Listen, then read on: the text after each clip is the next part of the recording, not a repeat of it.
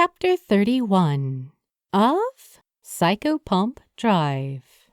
Written by Janeen Leese-Taylor. Read aloud by Skaya Simaru. Chapter 31 Love Wins. And they clattered to the earth instead, falling through the space that he had once filled. Finley turned at the sound, ears pricked as he searched the empty space behind him. Reich? The spotlights came on overhead, making the glass in the frames twinkle in the falling missile. He knelt down before them, reaching out with a trembling hand to lift them carefully into the air. Floating on the sea of ink, a red ribbon nudged against the sole of his boot. Reich? He repeated softly. His mind filled with images of Reichardt, the man's fleeting smiles, the laughs that they had shared on patrols, the way he had pulled off his glasses to wipe his eyes when he spoke about the love that he had lost. Finley felt the hands on his sides like they were 1,000 miles away, felt the touch of someone prying his reaper from his cold fingers. The voices of the other Amorini felt so distant, like he was sinking to the bottom of a pool while they were still looking down on him from the surface. He blinked through the haze and realized that he had started to cry. He choked on his tongue as Micah pulled him into her warm arms. "He's gone, moja lubavi," she whispered as she stroked his damp hair. "He's gone." He let his pain out against her chest, weeping loudly as he clung to her like a lifeline. His body shook from head to toe, the last of his energy spilling out from every pore. Soothing hands drew patterns along his back, and Alvaro's face next to his ear breathed apologies that were never owed to him.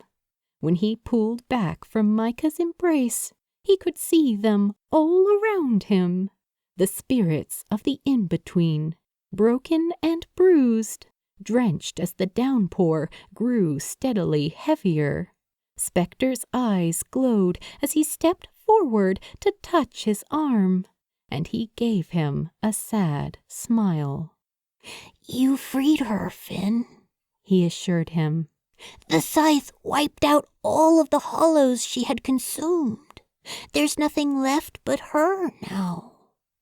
Finley glanced back towards the spot where the destroyer had once been.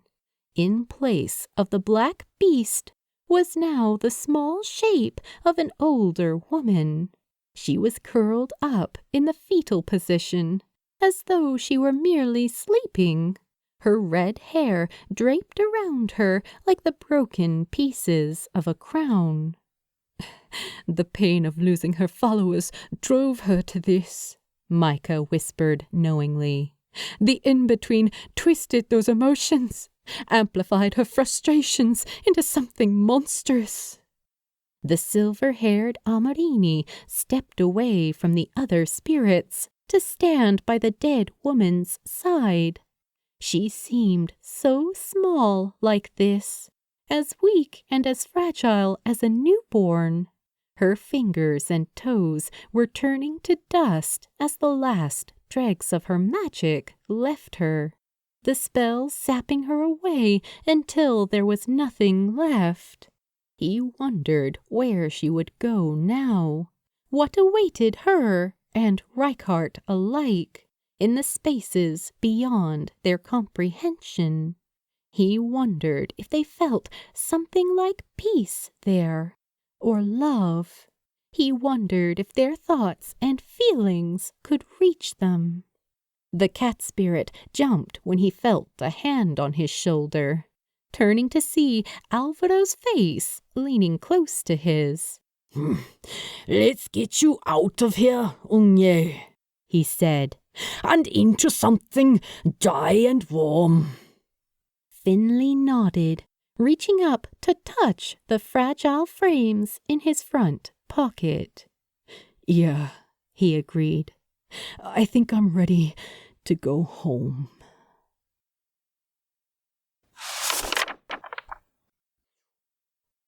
There was a general buzz of activity when they arrived back at Psychopomp Drive. Amarini lined the cavernous space, arranging the souls of the deceased into a line that led towards the gentle current of the river Styx. Charon and Anubis stood at its head, comforting those who had been killed and offering assurances as they settled into the wooden boats for the next part of their journey.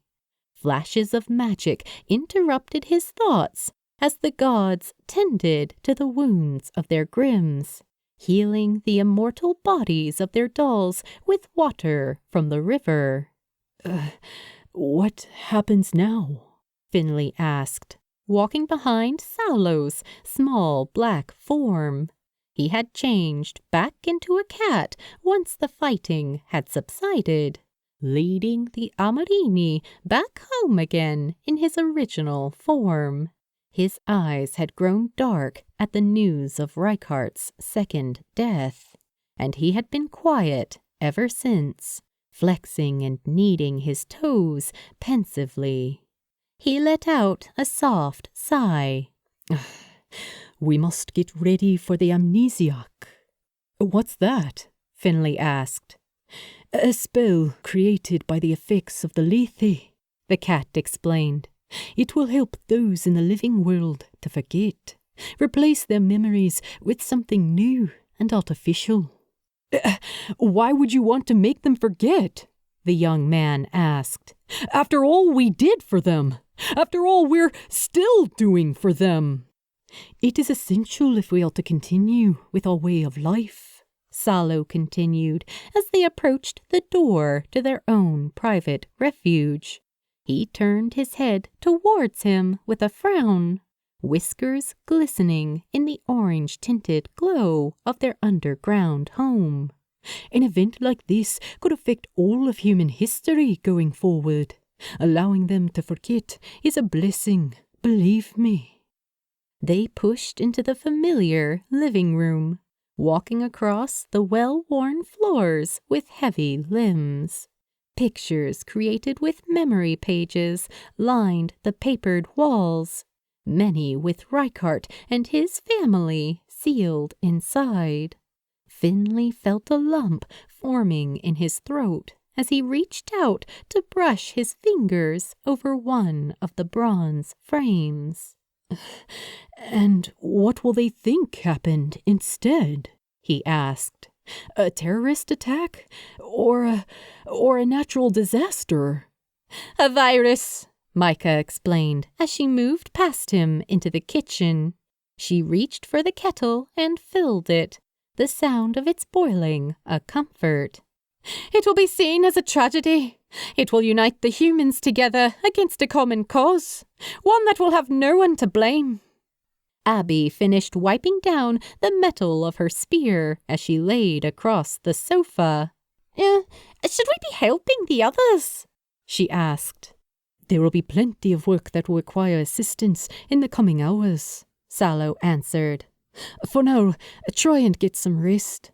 You've all been through enough in the last few weeks.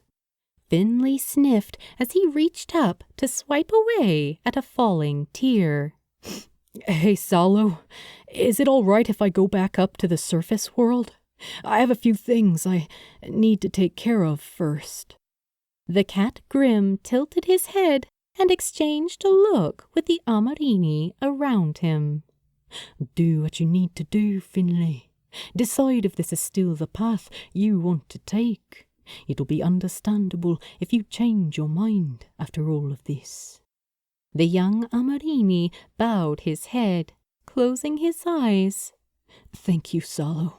Everyone, he breathed, and straightened as he reached for the door again.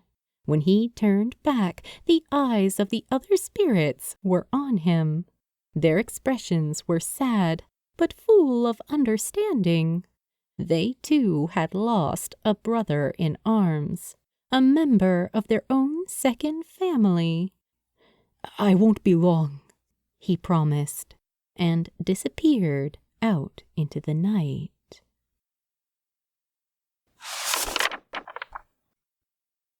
To be concluded in Chapter 32.